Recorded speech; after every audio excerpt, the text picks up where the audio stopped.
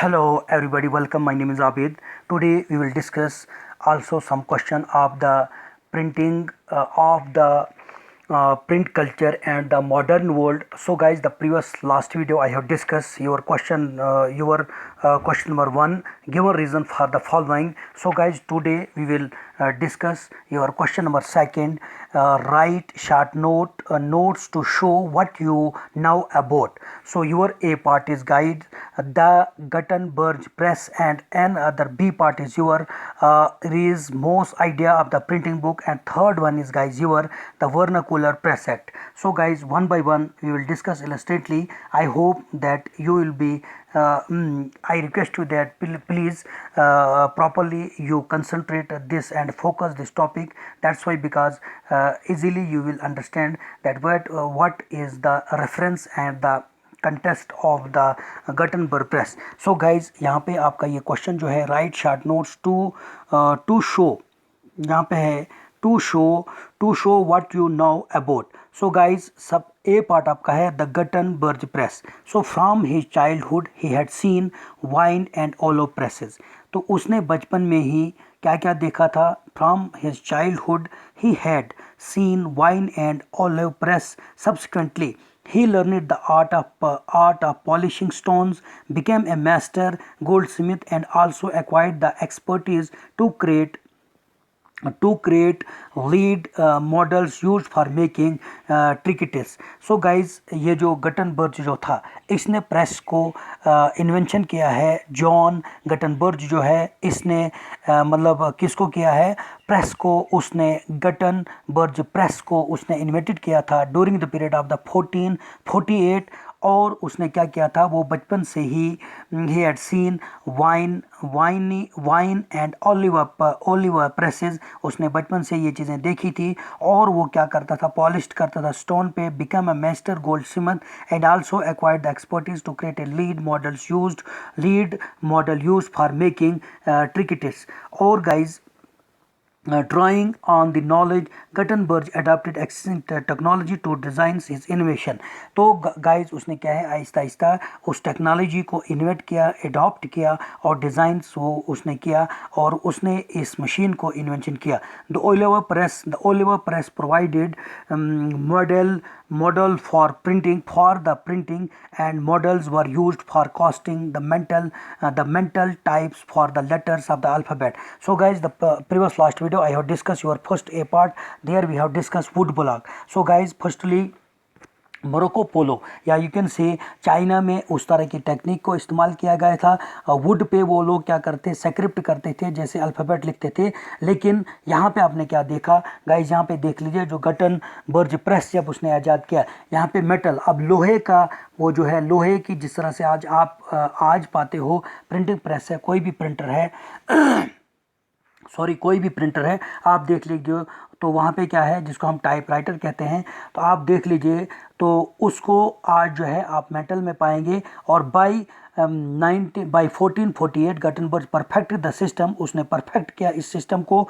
And the first book he printed was the Bible. और सबसे पहले उसने कौन सी किताब प्रिंट की? बाइबल को किया और उसकी 180 कॉपीज़ निकाली और प्रिंटेड की. And it took 3 years to produce them by the standards of the time. This was fast production. So guys, देख लीजिए यहाँ पे मैंने आपको बिल्कुल इजीली आपको ये बता दिया है और रेफरेंस दे के लिखा है. ये आपको कॉपी पे नोट्स करके रखना है और उसी को आपने बार बार इसको लर्न करना है और लिखना है, लर्न करना है, लिखना है. तो डेफिनेटली ये जो पार्ट मैं आपको पढ़ा रहा हूँ बहुत ही इंपॉर्टेंट है. और गाइस देख लीजिए, 2 या 3 दिन में आप एक चैप्टर को कंप्लीट करेंगे और आपको ना क्वेश्चन ढूंढने पड़ेंगे ना इस तरह का कुछ तभी जाके मैंने गाइस थोड़ा बहुत अफोर्ड करके ये चीज़ें आपको प्रोवाइड कर रहा हूँ. So guys, your second part is Erasmus ideas of the printing book. तो Erasmus idea of the printing book क्या है? Erasmus thought that books were not good for the sensitivity of the scholastic knowledge.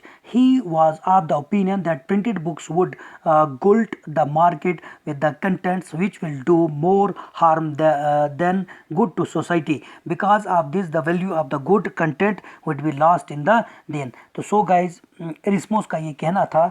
उसने क्या किया था? Idea of the printing ये था कि देखो, जो लोग स्कॉलर्स हैं उनके लिए ये जो प्रिंटेड बुक्स हैं, ठीक है, तो उनको जो है सेंसिटी उसमें नहीं उतनी है। तो उसने कहा कि ये नॉलेज जब मार्केट में जाएगा और ये जो कंटेंट जो है मार्केट में जाएंगे, because of the value of the good content would be lost in the den. So guys your आर में है यही कि the modern Indian novels were useful for the Indian day to day life, because आप देख लीजिए आपका है वर्नाकुलर प्रेस एक्ट क्या था।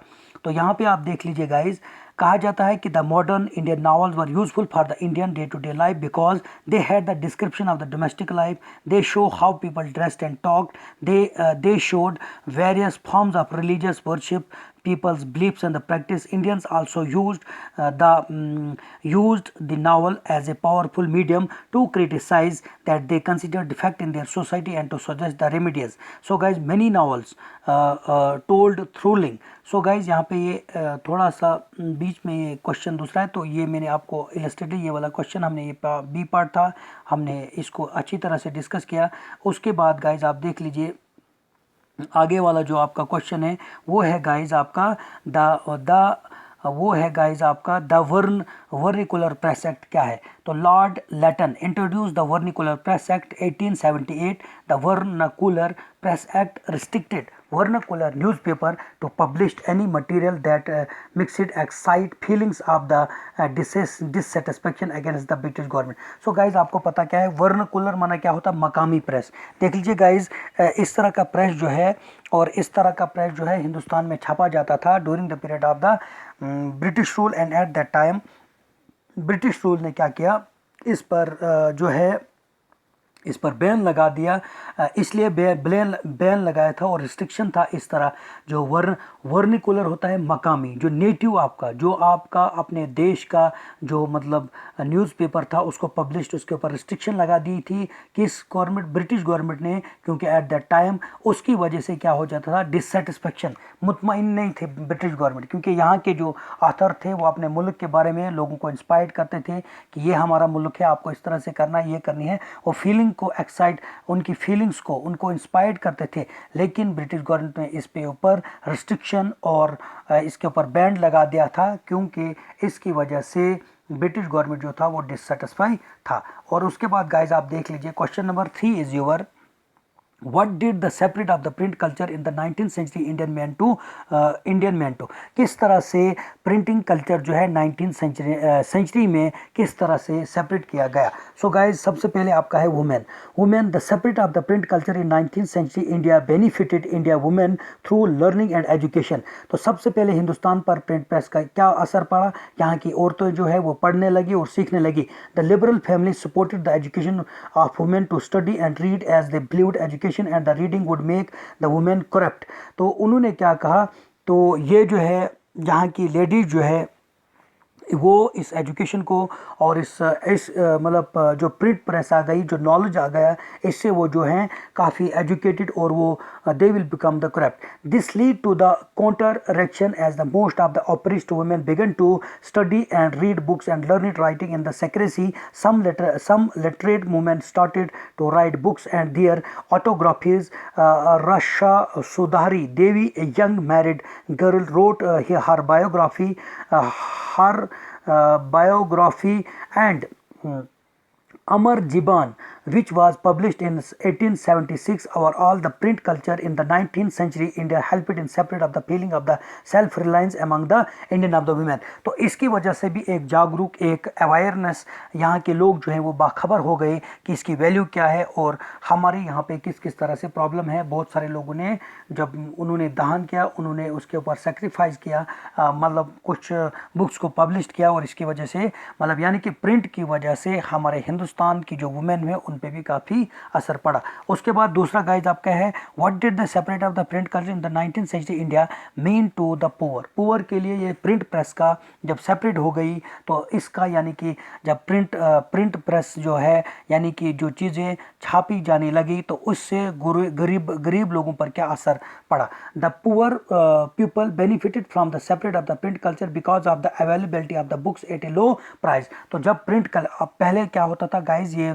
बहुत ही कॉस्टली तैयार की जाती थी, लेकिन जब प्रिंट प्रेस आ गया तो इसकी वजह से जब प्रिंट प्रेस वजूद में आ गया तो ये बुक्स जो है सस्ते दामों में गरीबों को भी मिलने लगी। The readership among them increase due to the publication of the low prices books published libraries were also public libraries were also set up from the early 19th century, expanding the access to the books where all people could gain knowledge, encouraged and inspired by the social reformers. The people like factory workers to set up their libraries, and some even wrote books. Kashibaba a Kanpur mill workers wrote and published the छोटी और बड़ी का सवाल।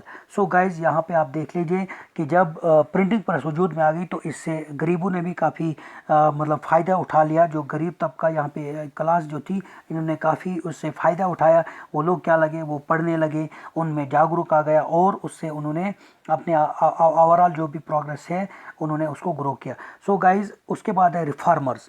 तो किस तरह से ये जब प्रिंटिंग प्रेस वजूद में आ गई, प्रिंटिंग का कल्चर, प्रिंटिंग की तहजीब जब वजूद में आएगी, इससे किस तरह से रिफॉर्म हुआ, our nation how it had been reformed. So Indian reformers of the 19th century utilise print culture as the most important means of the separating their reformist ideas and highlighting the unethical issues.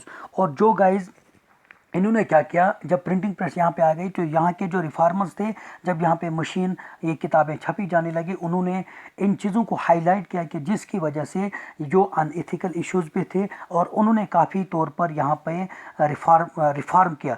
They began publishing various vernacular and the English and the Hindi newspaper and the books through which they could separate their opinions against widow immolations, child marriage, monotheism, brahmanical priesthood and the idolatry of the common people of the country. So guys आप देख लीजिए कि यहाँ के समाज में किस किस तरह से इश्यूज वजूद में आ गई थी। चाइल्ड मैरिज था, विडो इमोलेशन था, जो मतलब सती की यहाँ पे धर्म था, ब्राह्मिकल जो प्रीस्टहुड थे या आइडोलेटरी सिस्ट यहाँ पे बुत परस्ती वगैरह थी, उसको किस तरह से एलिमिनेट किया, उसको किस तरह से रिफॉर्म किया।